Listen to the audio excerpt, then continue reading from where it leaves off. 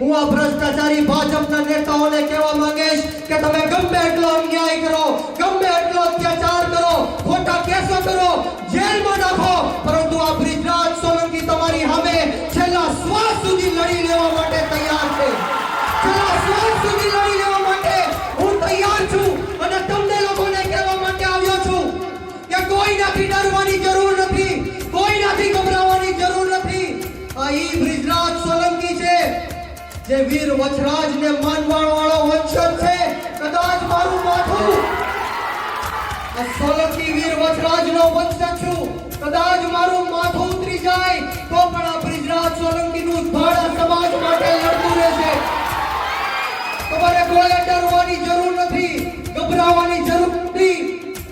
ડરવા અને ગભરાવા વાળાનું નામ બ્રિજરાજ સોલંકી નથી. હું આજે તમને કહેવા માટે આવ્યો છું કે લાગશે વાર પણ આવશે મજા.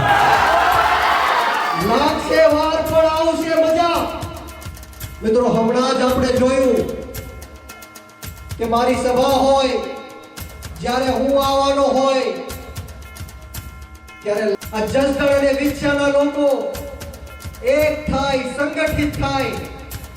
આ એનો ડર અને એનો ખૌફ છે. ત્યારે હું યુવાનોને ખાસ કહેવા માંગીશ કે છેલ્લા 30 વર્ષથી આપણા વડીલો, આપણા યુવાનો, આપણી માતાઓ ડરના અને ભયના માહોલમાં જીવી રહ્યા છે. આપણને ગુલામીની જંજીરોમાં બાંધીને રાખવામાં આવ્યા છે. કોઈ પણ સવાલ પૂછે, કોઈ પણ અવાજ બુલંદ કરે તો એનો અવાજ દબાવી દેવાના પ્રયત્ન કરવામાં આવી રહ્યા છે. વાત સાચી કે ખોટી?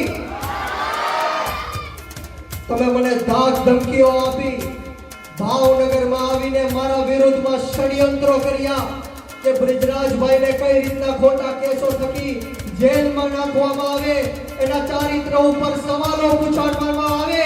આવા અનેક તાઇફાઓ કરીને મને ડરાવીને અને ધમકાવવાની કોશિશો કરવામાં આવે છે.